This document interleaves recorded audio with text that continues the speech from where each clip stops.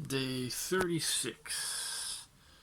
Woke up, had breakfast, nothing very remarkable, and took my scooter out into the countryside again, and tried to look up nice things that were roughly either on the main road or another type of fairly biggish road. That worked very well. The countryside roads are the rough ones, but the roads I drove today were, well, reasonable, if not good.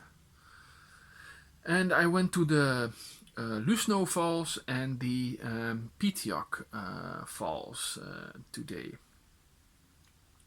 The Lusno Falls were really nice, although the Muntiapan Falls near Bareilly, those were actually quite a lot cooler.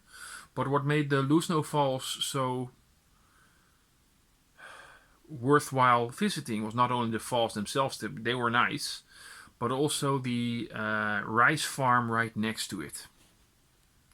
A beautiful terrace-based rice farm with a house next to it, and a little ways before that an abandoned house, and a few pigs were held there also. And it really paints a picture of how the countryside works here. You plant crops and you harvest them, and that's the way you live. And it has been that way for a long, long time, of course. However, here also the living standards have improved and the population has grown. So what has happened, and that is probably why you see so many abandoned buildings here in the countryside. What has happened in this case, because I actually heard about that, is that the family has some land and grows crops there and has a house there. The family grows either by marriage or some other means, and an additional house is built, a bit more luxurious and better than the original one. And then in many families, of course, this process continues, but in some families, the grandparents, they die or move off, and the old house of lower quality has no more useful purpose, and as such it is abandoned. And then there is some typhoon or some other flooding incident making it really bad, and then it's just polluting the plot. And that was the case there also, and that is why there are so many abandoned buildings here in the countryside. Those were just old houses of days that have passed, of family members that are either gone or dead. And that was what made those falls so exceptional.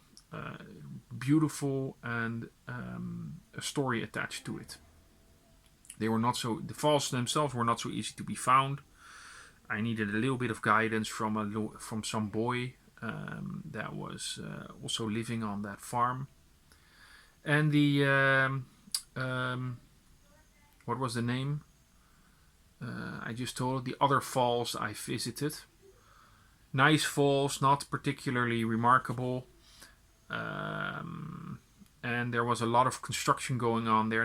They were building a bridge, and there were about 10 construction workers. And what struck me is that there was a poster there at one of those barracks about safety. Construction workers need to wear a helmet, they need to wear glasses, they need to wear a mask, they need to wear a reflective suit, and they need to wear good pants, and they need to wear safety shoes. None of it. All the construction workers wore none of that. And not only that, particularly the shoes, they were all on flip-flops.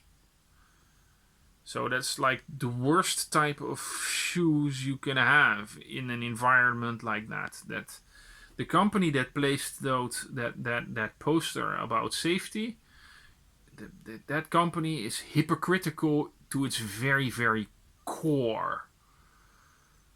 I don't need to add to that. And then after visiting those falls, they were quite inaccessible.